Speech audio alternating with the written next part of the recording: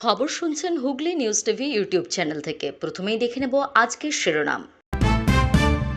ঘরের ছেলে ঘরে ফিরেছে, অনুব্রতর বাড়িতে ধুমধাম করে দুর্গোৎসবের প্রস্তুতি। পুরো পরিষেবার বালতিতেও দুর্নীতি, অপহরণকারী কাউন্সিলরের কীর্তিতে হতবাক সিআইডি। 11 ঘন্টা পার আরজি কর কাণ্ডে এখনো সিজিও কমপ্লেক্সে সন্দীপ ঘনিষ্ঠ বিরূপাক্ষ। আজই ফিরলেন চিকিৎসকরা, স্বাস্থ্য ভবনের সামনে মোছা হলো প্রতিবাদের ভাষা। কাউকে কিছু দিইনি, উৎসবে না অপরাজিতার, পুজোর আগেই ছাড়ছেন কলকাতা। প্রিয় দর্শক, আপনি কোন জেলা থেকে দেখছেন কমেন্ট করে জানাবেন। এবং আমরা এই ভিডিওটিতে 2000 লাইক ও 1000 সাবস্ক্রাইব টার্গেট করেছি, তাই আমাদের টার্গেটটি সম্পূর্ণ করবেন। অনেকেই আমাদের খবর শুনছেন কিন্তু সাবস্ক্রাইব করছেন না, ভুলে যাচ্ছেন, তাই এক্ষুনি সাবস্ক্রাইব করে নিন।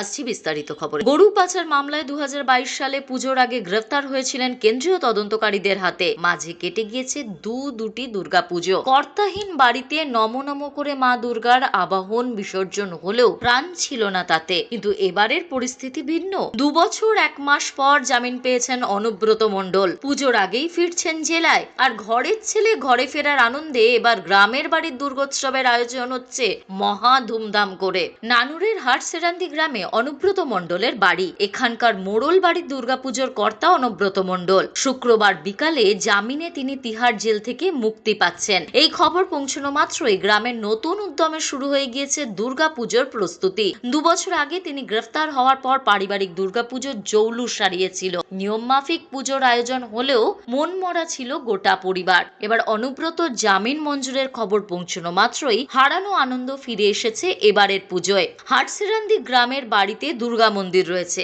আদি পুজো হয় এখানে। দুর্গা মন্দিরের বাইরে রয়েছে শিব মন্দিরও। অনুব্রতর ভাই প্রিয়ব্রত মণ্ডলের কথায় মণ্ডল পরিবারের সকলেই দুর্গাপুজোর উন্মাদনায় মেতেছেন। 2 বছর ভাইজি সুকন্যা এবং দাদা অনুব্রতকে ছাড়াই নিয়ম রক্ষায় পুজো করতে হয়েছে। তবে এবারে তিহার জেল থেকে তিনি মুক্ত হওয়ায় গ্রামবাসী সহ মণ্ডল পরিবারের উৎসাহ উদ্দীপনা অন্যরকম। অনুব্রত মণ্ডল ঢেলে সাজিয়েছিলেন তার গ্রামকে। 4 দিন সেই গ্রামের বাড়িতে থেকেই ধুমধাম করে দুর্গাপুজো করতেন। পুজোয় নতুন জামা কাপড়ও দিতেন গ্রামবাসীদের, শুনতেন তাদের সুবিধা অসুবিধার কথা। অনুব্রতর বাবা দাদু ওপার বাংলা থেকে এসেছিলেন নানুর ব্লকের হাটসেরান্দিতে। তারপর সেখানেই শুরু হয় তাদের বসবাস। মণ্ডল পরিবারের সূত্রেই এই গ্রামে প্রথম দুর্গাপুজো শুরু হয়। ওপার বাংলা থেকে চলে আসা সেই দুর্গাপুজো দেখতে দেখতে পার করে ফেলেছে 350 বছর। শুধু হাটসেরান্দিতে পুজোর বয়সই হলো 142 বছর। অনুব্রতর ভাইজি পম্পি মণ্ডল বলছেন, জেঠু এবং বোন ফিরছে পুজোয় অংশ নেবে জেনে আমরা সকলেই আনন্দিত। এবারের পুজোয় জাঁকজমক ফিরবে নানুর হাটসেরান্দিতে। সোনার দোকানের কারিগর থেকে কয়েক বছরের মধ্যে কোটিপতি। সিআইডির হাতে ধৃত অপহরণকারী বারাসাতের কাউন্সিলরের কুকীর্তি এখন আলোচনার কেন্দ্রবিন্দুতে। আবাস যোজনার টাকা 9-6 থেকে ক্ষমতা ও টাকার জোরে নাম বেনামে বিপুল সম্পত্তির মালিক হওয়া নিয়ে এই মিলন সর্দারের বিরুদ্ধে আগেই অভিযোগ উঠেছিল। এবার তার বিরুদ্ধে অভিযোগ উঠল সরকারি পরিষেবায় বাড়ি বাড়ি স্বচ্ছতা অভিযানের বালতি নিয়েও দুর্নীতি করেছে। সেসব বালতি নাগরিকদের না দিয়ে নিজের বাড়িতে মজুত রেখেছেন। নির্মল বাংলা মিশন প্রকল্পে বজ্র পৃথকীকরণের জন্য অন্যান্য পুরসভার মতো পদক্ষেপ গ্রহণ করেছিল বারাসাত পুরসভা। এর জন্য ওয়ার্ডের প্রতিটি বাড়িতে নীল এবং সবুজ বালতি দেওয়ার কথা। তা বিলি হয় কাউন্সিলরের মাধ্যমে। কিন্তু মিলন সর্দারের নামে পুরসভার 2 নম্বর ওয়ার্ডে সেই কাজ পুরোপুরি বাস্তবায়ন হয়নি বলেই অভিযোগ। স্থানীয়দের দাবি, দীর্ঘদিন ধরেই কাউন্সিলরের বাড়িতেই মজুত রয়েছে সরকারি পরিষেবার এই বালতি। যদিও এ নিয়ে বারাসাত পুরসভার চেয়ারম্যান অশ্বনী মুখোপাধ্যায় জানিয়েছেন, সঠিক কি হয়েছে তা জানি না, তবে আমার ধারণা ওয়ার্ডে প্রয়োজনের তুলনায় বেশি বালতি দেওয়া হয়েছিল, সেগুলোই মজুত থাকতে পারে। ওই বালতিগুলো ফিরিয়ে আনা হবে। এদিকে শনিবার অপহরণের অভিযোগে ধৃত ও তৃণমূল থেকে বহিষ্কৃত কাউন্সিলরকে পদ থেকে অপসারণের দাবিতে বারাসাত পুরসভার সামনে বিক্ষোভ দেখায় বামেরা। ফরওয়ার্ড ব্লকে জেলা সম্পাদক সঞ্জীব চট্টোপাধ্যায় বলেন, আমরা ধৃত মিলন সর্দারের দৃষ্টান্তমূলক শাস্তি চাই। বারাসাত পুরসভায় ওর মতো আরো কয়েকজন তৃণমূল কাউন্সিলর আছেন, সাধারণ মানুষ তাদের চিহ্নিত করবেন। যদিও ইতিমধ্যেই তৃণমূল তাকে দল থেকে বহিষ্কার করেছে। আরজি কর কাণ্ডে সিবিআই এর নজরে সন্দীপ ঘোষের ঘনিষ্ঠরা। 11 ঘন্টা পার এখনো সিজিও কমপ্লেক্সে সন্দীপ ঘনিষ্ঠ বিরূপাক্ষ বিশ্বাস। 7 ঘন্টা পার এখনো সিজিও কমপ্লেক্সে সন্দীপ ঘনিষ্ঠ অভিক দে। আরজিকর মেডিকেলে জুনিয়র ডাক্তার সৌরভ পালকেও জিজ্ঞাসাবাদ। চিকিৎসক ধর্ষণ খুনে এবার সিবিআই নজরে সন্দীপ ঘনিষ্ঠ অভিক বিরূপাক্ষ। সূত্র মারফত খবর, চিকিৎসক ধর্ষণ খুনে এবার সিবিআই নজরে সন্দীপ ঘনিষ্ঠ অভিক বিরূপাক্ষ। চিকিৎসকের দেহ উদ্ধারের দিন আরজিকর মেডিকেলে কি করছিলেন? সকাল থেকে সন্দীপ ঘনিষ্ঠ চিকিৎসক বিরূপাক্ষ বিশ্বাসকে জিজ্ঞাসাবাদ। সিবিআই তলবে সিজিও কমপ্লেক্সে হাজির অভিক দেও। চিকিৎসকের দেহ উদ্ধারের দিন হাসপাতালে সেমিনার রুমে ছিলেন। অন্য কলেজে চিকিৎসক হলেও কেন এসেছিলেন আরজিকর মেডিকেলে? সন্দীপ ঘনিষ্ঠ সাসপেন্ডেড 2 চিকিৎসকের কাছে জানতে চায় সিবিআই। ক্রাইম সিন সেমিনার রুমে বিরূপাক্ষ অভিক ছিলেন বলে অভিযোগ আইএমএ বেঙ্গলের। আরজিকর কাণ্ডের সময় বর্ধমান মেডিকেল কলেজে চিকিৎসক ছিলেন বিরূপাক্ষ। আরজিকর কাণ্ডের সময় এসএসকেএম এর পিজিটি ছিলেন অভিক দে। ক্রাইম সিন সেমিনার রুমে বিরূপাক্ষ অভিক ছিলেন বলে অভিযোগ আইএমএ বেঙ্গলের। আরজিকর মেডিকেলের আরেক চিকিৎসককেও সিবিআই এর জিজ্ঞাসাবাদ। অন্য কলেজে চিকিৎসক হলেও কেন গিয়েছিলেন আরজিকর হাসপাতালে? এদিন সকাল 9:50 সিজিও কমপ্লেক্সে যান সাসপেন্ডেড চিকিৎসক। আরজিকর কাণ্ডের সময় বর্ধমান মেডিকেল কলেজের সিনিয়র রেসিডেন্ট চিকিৎসক ছিলেন বিরূপাক্ষ। তার বিরুদ্ধে থ্রেট কালচার ও দুর্নীতির অভিযোগ তোলেন জুনিয়র ডাক্তাররা। বউবাজার থানায় ইমেল মারফত অভিযোগ জানানো হয়। এছাড়া ভাইরাল ভিডিওয়ে গত 9 আগস্ট ক্রাইম সিনে বিরূপাক্ষকে দেখা গিয়েছিল বলে দাবি চিকিৎসকদের একাংশের। ওই দিন আরজিকর মেডিকেলে যাওয়ার কথা স্বীকারও করেছেন বিরূপাক্ষ।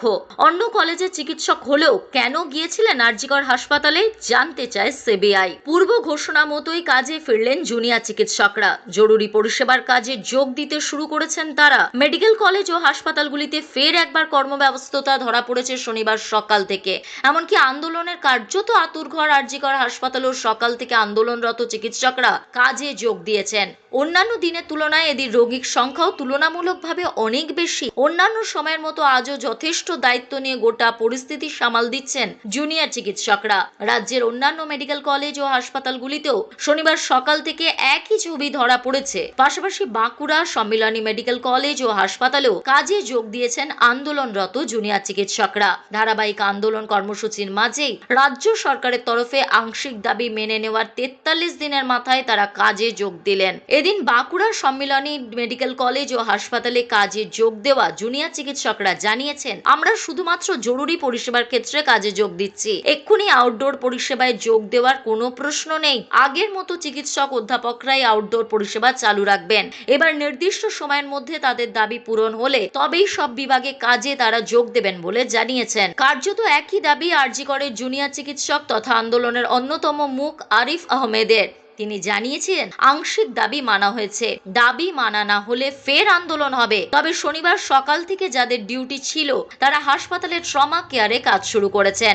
ইমার্জেন্সি বিভাগ পুরোদমে চলছে বলেও জানানো হয়েছে। অন্যদিকে তমলুকের জুনিয়র ডাক্তাররা জানিয়েছেন, এমার্জেন্সি ডিউটি, এসএনসিইউ, শিশু বিভাগ, ওপিডি ডিউটি শুরু করেছে। কাজ শুরু করলেও বিচারের দাবিতে তাদের আন্দোলন জারি থাকবে। অন্যদিকে দীর্ঘ প্রায় 10 দিন ধরে বন্ধ থাকার পর স্বাস্থ্য ভবনের সামনে রাস্তা খুলে দেওয়া হয়েছে। এদিন সকাল থেকে স্বাভাবিক হয়েছে যান চলাচল। তবে দীর্ঘ আন্দোলনে স্বাস্থ্য ভবনের সামনের রাস্তা দেওয়াল জুড়ে আঁকা হয়েছিল বিভিন্ন ধরনের গ্রাফিতি, স্লোগান, কিন্তু সেগুলি সকাল থেকে তাৎপর্যপূর্ণভাবে মুছে দেওয়া হচ্ছে প্রশাসনের তরফে। লাগিয়ে দেওয়া হচ্ছে বিভিন্ন ধরনের রঙের প্রলেপ। এমনকি স্বাস্থ্য ভবনের দেওয়ালে নতুন রং লাগানো হয়েছে। কেন এত তাড়াতাড়ি সব মুছে ফেলা হচ্ছে? প্রশ্ন নাগরিক সমাজে। বলে রাখা প্রয়োজন, গত 9 আগস্ট আরজিকর হাসপাতালের অভয়াকে নৃশংসভাবে ধর্ষণ করে খুন করা হয়। এরপর থেকেই রাস্তায় ছিলেন জুনিয়র চিকিৎসকরা। তিলোত্তমার শোক শহর জুড়ে। এবার যেন মনে আনন্দ নেই, তাই অনেকেই মুখ ফিরিয়েছেন উৎসব সেলিব্রেশন থেকে। করছেন না সেভাবে কেনাকাটা। পুজোয় হুল্লোড়েরও কোনো প্ল্যান থাকছে না। চলতি বছর কি করছেন অপরাজিতা আড্ড? তিনি কি কলকাতা ছাড়ছেন? সোমবার অর্থাৎ 23 সেপ্টেম্বর সত্যি কাজ থেকে খানিক বিরতিতে অভিনেত্রী যাবেন তীর্থ করতে। প্রতি বছরই এই সময়টা পরিকল্পনা থাকে একই, মন্দিরে মন্দিরে গিয়ে পুজো দেওয়া। এবারও তার ব্যতিক্রম হচ্ছে না। তাই সোমবার থেকেই বেরিয়ে পড়ছেন শান্তির খোঁজে। কোথায় কোথায় যাবেন সেই মর্মে একটি সংবাদ সংস্থাকে তিনি বললেন, শিরডি যাব, সেখান থেকে শনি মেদিনীপুর যাব, সেখান থেকে যাব ত্রম্বকেশ্বর। এই 3টে জায়গা হয়ে কলকাতায় আসব। কবে ফিরবো এখনো ঠিক করিনি। হাতের সময় আছে, তাই চাইলে অন্য কোথাও চলে যেতে পারি, সেটা এখনো স্থির করিনি। পুজোতে কলকাতায় থাকছি।